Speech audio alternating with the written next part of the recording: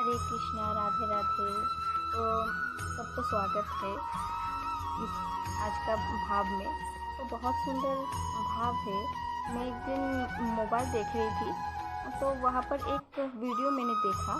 वहाँ पर एक कमेंट था कि एक व्यक्ति ने कमेंट पे कुछ प्रश्न किया था कि श्री राधा रानी को हम मदन मोहन मोहिनी क्यों कहते हैं, मदन मोहन मोहिनी क्यों कहा जाता है।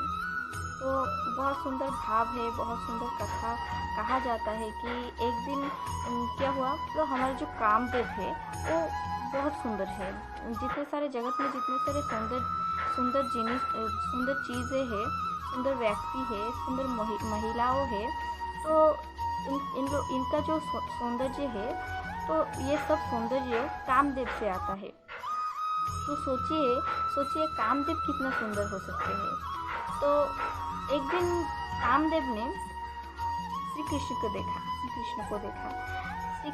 देख के वो एकदम मोहित हो गए। तो इसलिए श्री कृष्ण को मदन मोहन कहा जाता है, क्योंकि जो कामदेव है उनका नाम है मदन, और मदन को जो मोह ले वो है मदन मोहन। इसलिए श्री कृष्ण को देखकर जब कामदेव एकदम से मोहित हो गए, इसलिए श्री कृष्ण को मदन मोहन कहा जाता है। और जब श्री कृष्ण ने देखा राधा रानी को, तब श्री कृष्ण सोचने लगा कि अरे इतना सुंदर भी कोई हो सकता है, इतना सुंदरी नारी भी कोई हो सकता है भला। मैं तो सोचता था कि इस जगत में सबसे सुंदर मैं ही हूँ, और मुझसे भी सुंदर नारी हो सकता है कोई। मैं तो कभी नहीं सोचा था ऐसा। तो राधा रानी का जो सौंदर्य है वो देख के श्री कृष्ण जो है राधा रानी का सौंदर्य देख के एकदम मोहित हो गए, एकदम मोह गए। तो इसलिए श्री राधा जी को मदन मोहन मोहिनी कहा जाता है। मदन मतलब कामदेव, और मोहन मतलब जो मोह लेता है। और श्री कृष्ण का नाम है मदन मोहन, और जो मदन मोहन को मोह ले वो है श्री राधा रानी, हमारे प्यारी जी। तो इसलिए श्री राधा रानी को मदन मोहन मोहिनी कहा जाता है। एक दिन कथा आता है, एक दिन कुरुक्षेत्र में द्वारिका से भी पटरानियाँ आए हैं श्री कृष्ण के, और अन्य जगह से भी बहुत लोग आए हुए थे। और उस समय वृंदावन वासी भी आए थे, वृंदावन से भी लोग आए थे।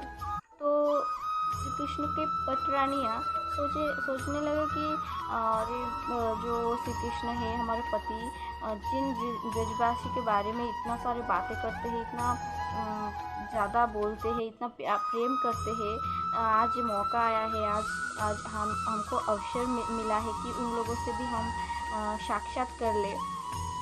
और जब सुने हैं कि रुक्मिणी जी जब सुना है कि अरे राधा रानी जी आए हैं, और एक बात है कि जो पटरानियाँ थे ना, उन लोगों के मन में ना एक अहंकार था कि हम श्री कृष्ण के स्त्रियाँ हैं, हम श्री कृष्ण के रानियाँ हैं, हमसे सुंदर कोई नहीं है, हम ही सबसे सुंदर है।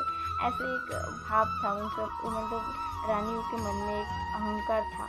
तो जब रुक्मिणी जी सोचा कि नहीं, राधा रानी से मिल लेते हैं इस बार। तो राधा रानी से जब मिलने चले, शिविर के अंदर प्रवेश किया, और शिविर के अंदर प्रवेश करते ही एक बहुत सुंदर सा गोपी बैठी हुई थी। मतलब बहुत सुंदर मृदु नयनी थे, एकदम कमल जैसा उनका गोपी का बदन था। अगर हम कमल जो है पद्म को हटा के अगर उस नारी को लाके बैठा देंगे तो भी कोई त्रुटि नहीं होगा। एकदम कमल पद्म के जैसे, पद्म पुष्प के जैसे दिखते थे। तो उनको देख के रुक्मिणी जी एकदम हताश हो गए, उनका अहंकार टूट गया। उन्होंने सोचने लगा कि इतनी सुंदर भी कोई हो सकता है, हमसे भी सुंदर हो सकता है कोई, और ये तो साक्षात राधा रानी ही होंगे, कोई त्रुटि नहीं है इसमें। तब रुक्मिणी जी प्रणाम किया गोपी को और कहा, राधा रानी मेरा प्रणाम आप स्वीकार कीजिए।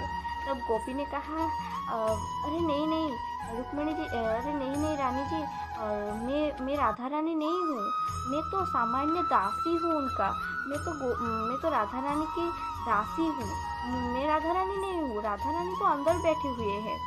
तब एक एक द्वार करके रुक्मणी जी अंदर गए, शिविर के अंदर गए, और ऐसे ही सात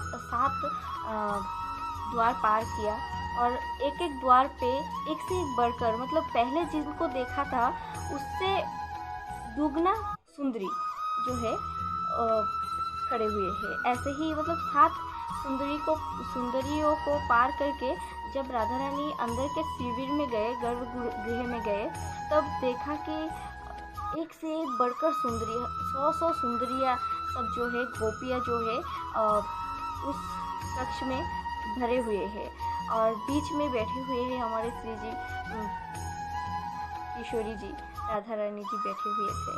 और जब राधा रानी जी का दर्शन किया श्री रुक्मणी जी ने, तब राधा रानी के सौंदर्य देख के उनके अंदर जो था एक अभिमान, एक जो अभिमान तो नहीं, अहंकार, वो एकदम से मतलब ख़त्म हो गया।